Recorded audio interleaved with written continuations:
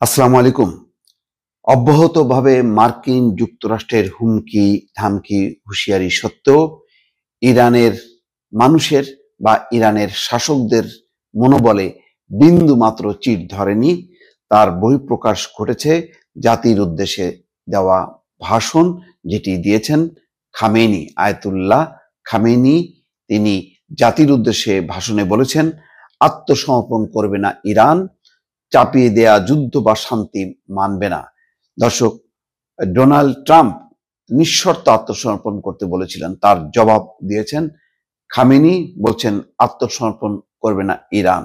ইরানের সর্বোচ্চ ধর্মীয় নেতা আয়াতুল্লাহ আলী খামেনি বলেছেন, জোর করে চাপিয়ে দেওয়া যুদ্ধের বিরুদ্ধে দৃঢ় অবস্থান নেবে ইরান। দেশটি দৃঢ় থাকবে জোর করে চাপিয়ে দেওয়া শান্তির বিরুদ্ধেও। তিনি আরো বলেন, ইরান কারো কাছে আত্মসমর্পণ করবে না। বুধবার টেলিভিশনে সম্প্রচারিত দেওয়া ভাষণে খামেনি এই কথা বলেন। দেশটির সংবাদ সংস্থা তাসনিমের বরাত দিয়ে আল জাজিরা এই কথা জানিয়েছে। খামেনি যুক্তরাষ্ট্রের প্রেসিডেন্ট ডোনাল্ড ট্রাম্পের বক্তব্যের কথাও উল্লেখ করে বলেন, যারা ইরান ও এর ইতিহাস জানে তারা জানে ইরানিরা হুমকির ভাষার প্রতি ভালো সাড়া দেয় না, অর্থাৎ হুমকিকে তোয়াক্কা করে না।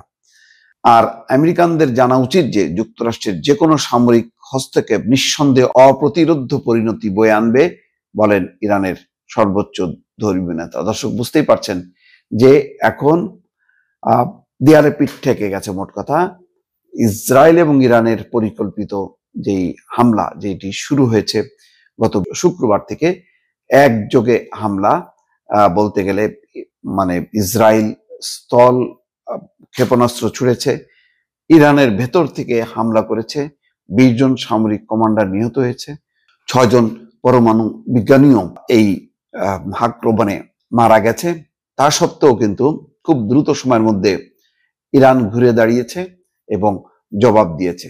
হয়তো এখানেই হিসাব নিকাশ ভুল ছিল, যে তারা ভেবেছিল যে সম্ভবত দাঁড়াতে পারবে না, কুলাতে পারবে না।